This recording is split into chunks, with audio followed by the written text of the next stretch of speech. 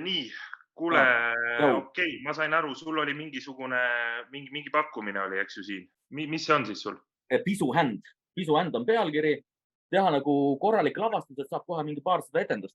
Noh. Ma küll tean materjali, aga ma jube ammu lugesin, et viitsid midagi meelde tuletada. Mul hakkab nagu... Kord Vestman all, siis Piibeleht peal ja siis Piibeleht all ja Vestman peal. Ja no ikka nagu... Õige, mul tuleb meelde. See on see homoerootiline lugu, eks ju. No, ja, okei, seda võib teha küll, mingid mõtted on, keegi on peal seal. No see läheb füüsiliseks. Mingi koreograafi peab punti võtma. Okei, see ei ole oluline mulle. Mul on vaja lihtsalt mehed kokku saada ja kas nad on nõus üks all, teine peal. Et okei, las läheb. Davai, tšau. Okei, noh, tšau. Ja, tšau. Kuule, ema, siin on mingi asi, mul tekkis mingi variant. On seda mingit materjali? Ma ei mäleta, ma peaks lugema. Ma ütlesin, et ma olen lugenud, aga ma absoluutselt ei ole lugenud. Ma oli ette mingi pisu, mingi homoerootiline asi. Lööb sul ette? Jah, vaat, jah, pisuhänd. Jah, händ. Kuule, davai, anna mulle, sest mul on aasta täiesti tühi, mul on vaja seda projekti teha. Davai. Ja, musi. Hendrikule. Jah. Hendrik, sul on video sees.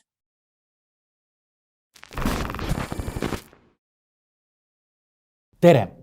Seni kuni Kalmet tagasi helistab, alustame videoõpsi tänast loengut. Millest me Hendrikuga rääkisime?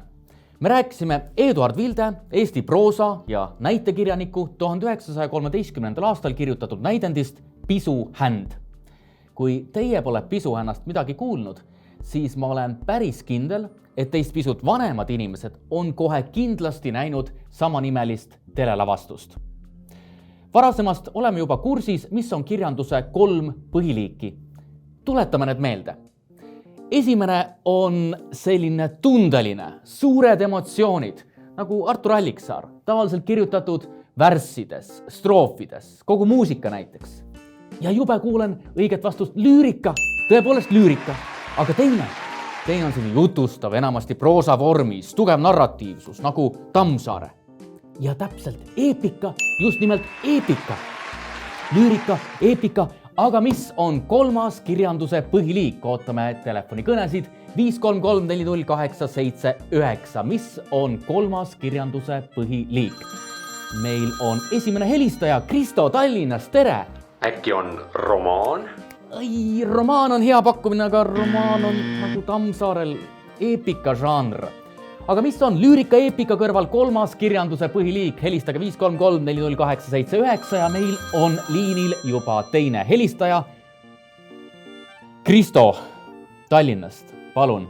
No kui romaan ei ole, siis on, ma ei tea, mingi dramaatika.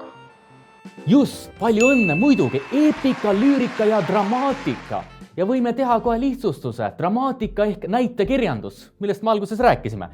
Tänases videoõpsi loengus vaatamegi otsa kõige olulisematele näidendi tunnustele. Esmalt tuleks eristada 3 sageli kasutatavat mõistet, millest me tegelikult Kalmetiga juba rääkisime. Näidend, lavastus ja etendus. Kujutame nüüd ette. Eduard Vilde popstutab piipu, istub ja kirjutab. Paberile tuleb näidend. Nii, nüüd tuleb lavastaja, näiteks Elmo Nüganen või Kalmet. Kogub kokku näitlejad, tehakse proove, tehakse tööd ja näidend tuuakse lavale, sellest sünnib lavastus. Aga kui teie lähete teatrisse näiteks 25. oktoobril seda lavastust vaatama, siis te ei vaata mitte lavastust, vaid etendust. Ja mõni on vaadanud sama lavastuse etendust 4. märtsil, Vilde sünnipäeval. Võib-olla on lavastus tõepoolest niivõrd edukas, et antaksegi koguni 200 etendust. Mille poolest erineb pisuhänd aga varasematest tekstidest, mida oleme käsitlenud, näiteks Lumehelbeke või Popi ja Huhuu. Ka näidendites võivad olla sügavad ja lamedad tegelased, võivad olla tüübid ja karakterid, ehk siis sellised üldised stereotüübid või keerulise sisemaailmaga kujud. Ka näidendites on lugu, see võib olla ka fiktsioon, ehk siis väljamõeldis ja nii edasi. Ehk siis kõik see, millest oleme juba rääkinud. Aga mis on teistmoodi? Teeme raamatu lahti. Kohe näeme.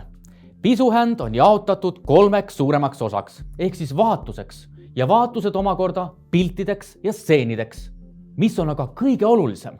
mille jaoks on see tekst üldse kirjutatud? See on väga oluline küsimus.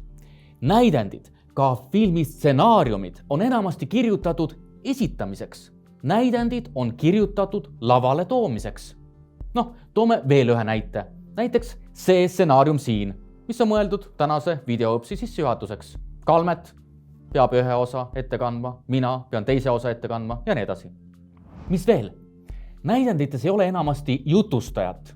Antiiktragöödiades on küll näiteks koori osa, mis kannab sarnast funktsiooni.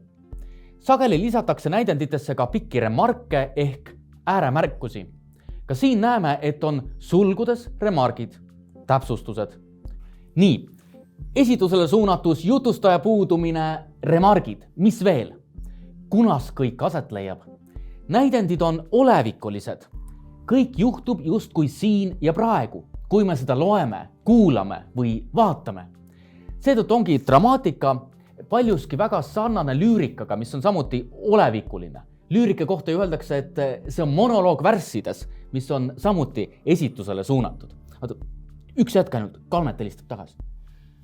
Jaa, tšau, räägi. Mõtlesin selle peale ja tead, muidu ei oleks aega, aga see on ikkagi südameprojekt ja tead, ma tahaks sulle selle teene teha, sinu pärast. 50 tuhhi ja tükk on laval.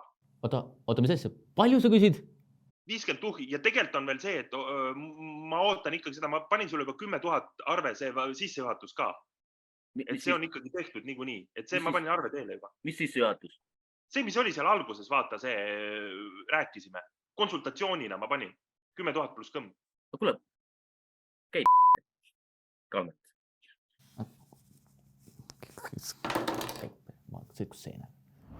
Koosnevad näidendid dialoogidest ja monoloogidest. Ka mina näiteks mängin siin, et olen teiega dialoogis, suhtlema omavahel. Tegelikult pean monoloogi, räägin oma ette. Ehk siis näidendid koosnevad sellest, mida tegelased omavahel või siis oma ette kõnelevad. Seetõttu on üheks põhitunnuseks ka otsekõne. Ka meie armas näide koosneb ju otsekõnest. Mina ütlen midagi Kalmetile, Kalmet ütleb midagi minule.